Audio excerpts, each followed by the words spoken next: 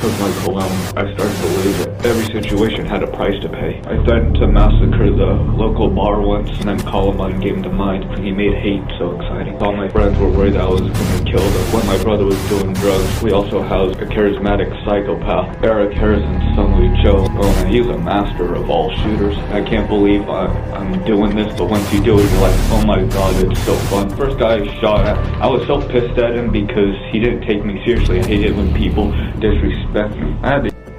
I went to a stairwell that's in the lobby, and there was a shot that was, the gun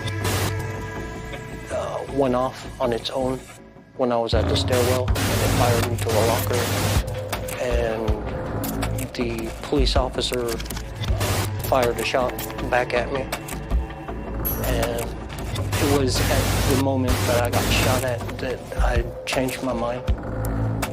Comfortable with proceeding? Yes, sir. You understand that you have the right to have an assistance of an attorney throughout all proceedings, and if you cannot afford an attorney, the court will appoint one for you? Yes, sir.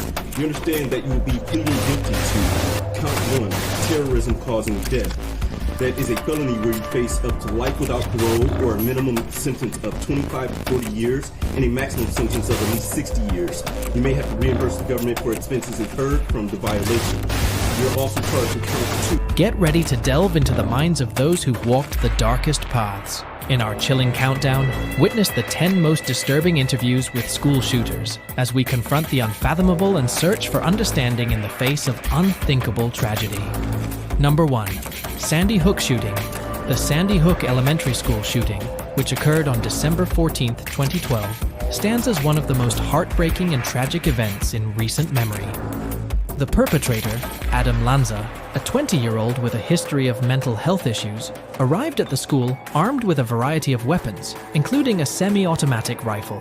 Lanza unleashed gunfire upon entering Sandy Hook Elementary, tragically killing 20 children, aged 6 to 7, and 6 staff members.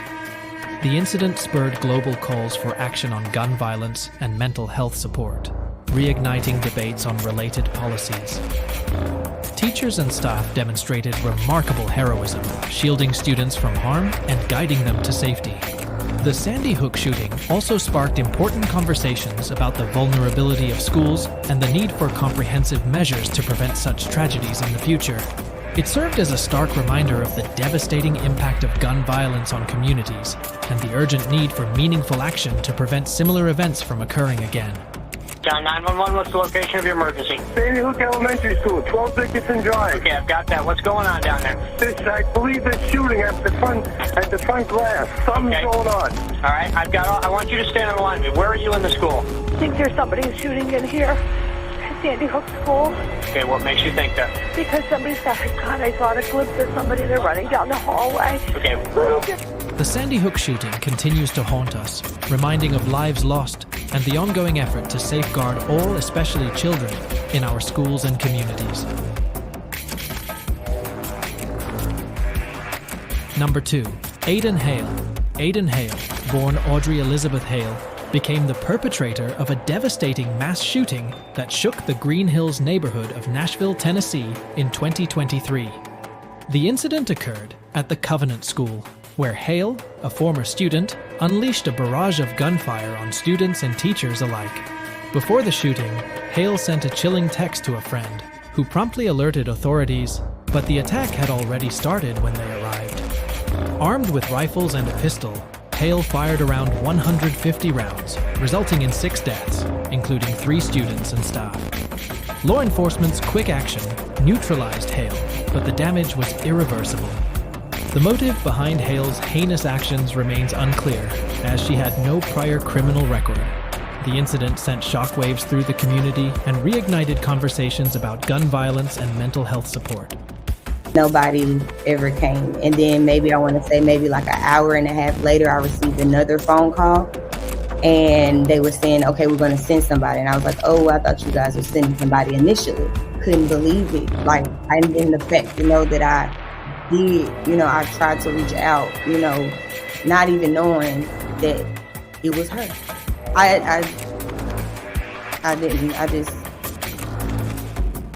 don't know. Aiden Hale's shooting highlights the ongoing threat of mass violence, urging comprehensive action on firearm access and mental health care. It stresses the importance of vigilance to prevent future tragedies. Number 3. Eric Harris and Dylan Klebold. Eric Harris and Dylan Klebold are infamously known for perpetrating one of the most chilling and tragic school shootings in American history. On April 20th, 1999, these two troubled teenagers shattered the relative innocence of American society by launching a deadly attack on their own school, Columbine High School in Colorado. Before the massacre, Harris and Klebold displayed troubling signs. Harris harbored deep hatred, evident in his violent journal, while Klebold was quietly disillusioned. They bonded over disdain for their school, delving into a dark subculture and obsessing over violence and weapons. Armed with firearms and bombs, they attacked Columbine High School, killing 12 students and a teacher, leaving the nation in shock. The motives behind Harris and Klebold's actions remain complex and multifaceted. While they were fueled by a combination of anger, hatred, and a desire for notoriety, their exact motivations may never be fully understood. The Columbine massacre sparked widespread debates about gun control, mental health, and school safety, leaving a lasting impact on American society. One of those students was Casey Johnson. She was planning to watch tonight's interview because 17 years later, she has questions she still wants answered. Columbine probably crosses my mind every day still. Casey Johnson remembers every detail of that day in the lunchroom. She has the scars as her constant reminders, even the newspaper clippings. The bullet came in back here and left a big hole. Shattered this whole third of my arm and came out the front. Casey spends a lot of time sharing her story, speaking to groups about tissue donation. That's what helped save her arm. And opening up to other victims around the country about how to take the next steps after experiencing something no one should ever have to deal with. There was no mercy from the shooters. He yelled at me after he shot me, and I thought he'd shoot me again. So I closed my eyes and pretended to be dead. The legacy of Eric Harris and Dylan Klebold underscores the dire impact of unchecked rage and the need to address signs of distress in youth. Their infamy serves as a tragic reminder of lives lost and communities forever altered by their senseless violence. Number 4. On January 29, 1979, a 16-year-old girl named Brenda Spencer shocked the nation when she opened fire on Cleveland Elementary School in San Diego, California. Armed with a .22 caliber rifle, Spencer began shooting at children and staff as they arrived at the school, killing 2 adults and injuring 8 children and 1 police officer.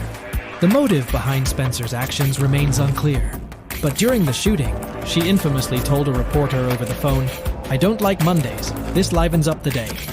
This callous remark became the inspiration for the hit song "I Don't Like Mondays" by the Boomtown Rats. Following her arrest, Spencer was charged with 2 counts of murder and assault with a deadly weapon. She ultimately pleaded guilty and was sentenced to 25 years to life in prison. To this day, the Cleveland Elementary School shooting serves as a tragic reminder of the devastating impact of gun violence in schools. Let's take a look at an interview clip of Spencer. I want to once again get back to the morning of the shooting. It's real because I did it, and I take responsibility for doing it, the crime itself.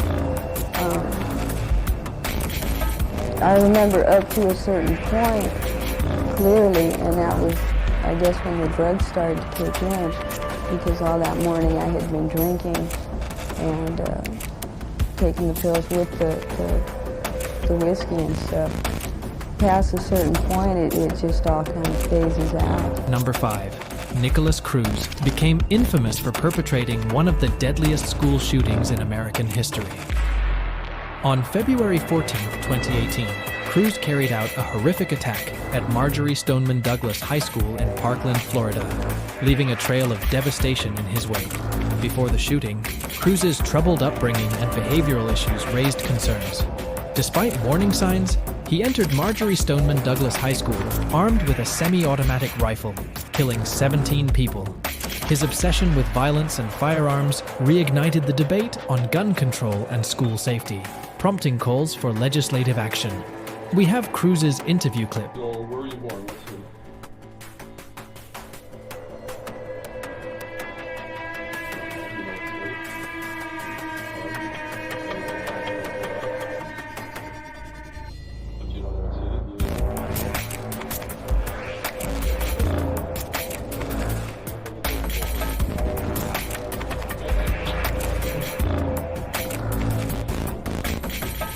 Cruz's legacy highlights the urgent need for addressing the root causes of gun violence and mental health issues.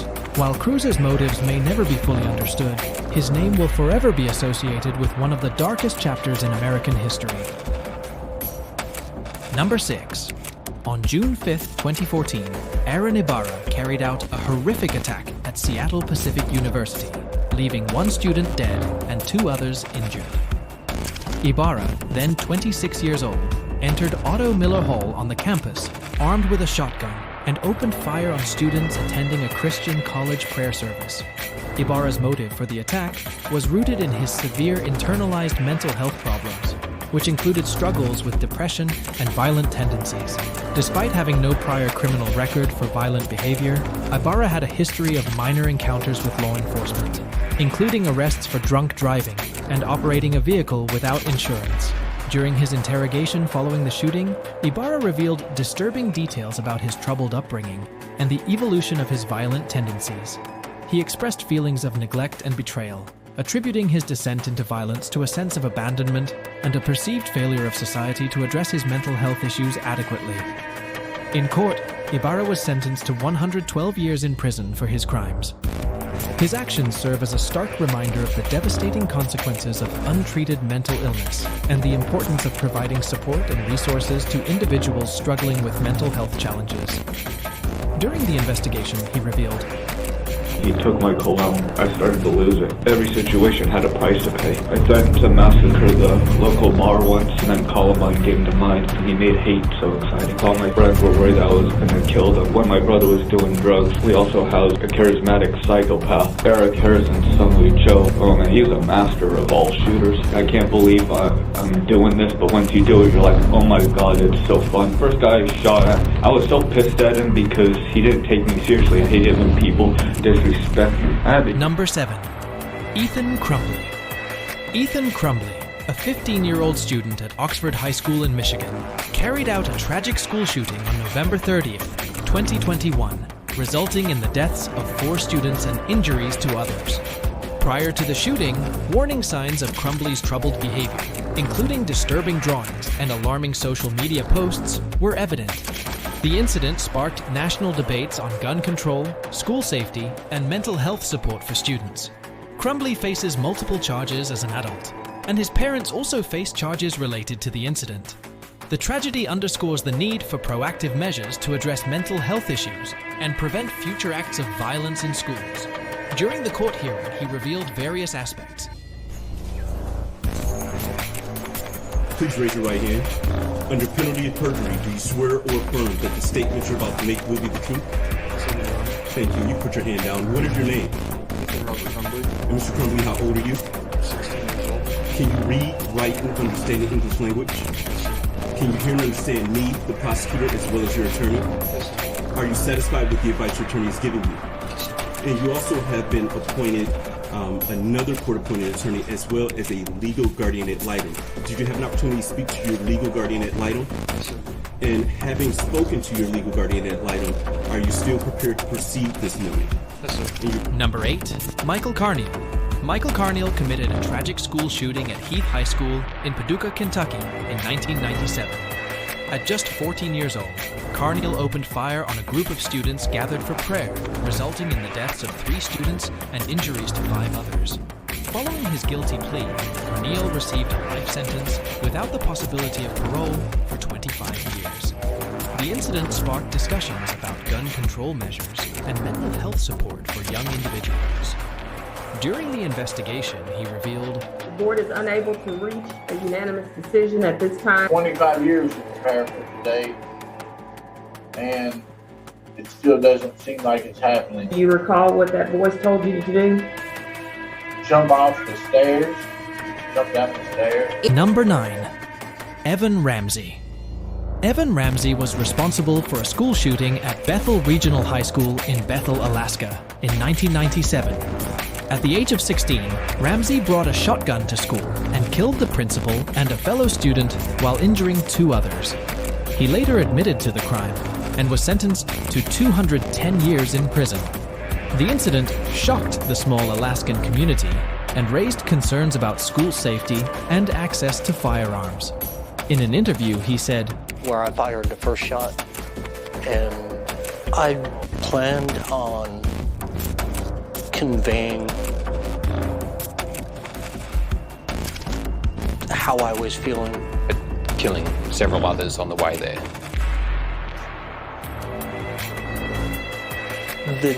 That desire was there, but if it happened, it happened. I went to one of the entryways, pulled the shotgun out.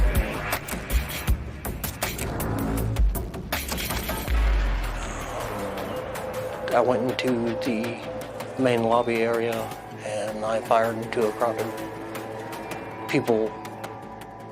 Got out of, for the most part, majority of the people got out of the immediate vicinity. Just ran. Yes, some people hid behind stuff. I found out after reading the police reports that there were people that were hiding behind things. I did another lap, if you will, and I come around the corner, and that was when the principal came out of the office, and I pointed the gun. I pointed and shot at him. And Number 10. Andrew Golden. Andrew Golden was one of the perpetrators of the West Side Middle School shooting in Jonesboro, Arkansas in 1998. Along with his accomplice, Mitchell Johnson, Golden orchestrated an ambush at their school, killing 5 people and wounding 10 others. Both Golden and Johnson were juveniles at the time of the shooting. Golden's involvement in the tragedy brought attention to issues of juvenile gun violence and sparked debates about gun control and school safety measures. During the court proceeding, he said,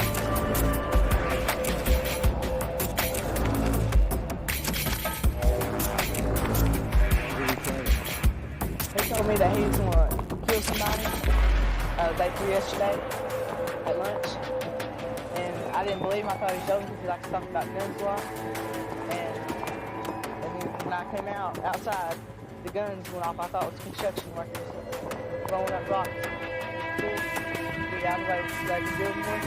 And he shot me and I saw her laying on the ground. Who told you? As we reflect on these harrowing accounts, may we honor the memories of those lost by striving for a future where such atrocities are but a distant memory. Let us stand together in solidarity, working tirelessly to prevent further violence and ensure the safety and well-being of all within our schools and communities. If you found this content insightful, don't forget to subscribe to our channel for more thought-provoking content that delves into the human psyche and explores the complexities of our world. Thank you for joining us on this sobering journey. May we never forget, may we always strive for understanding, and may we never cease our pursuit of a brighter, safer tomorrow.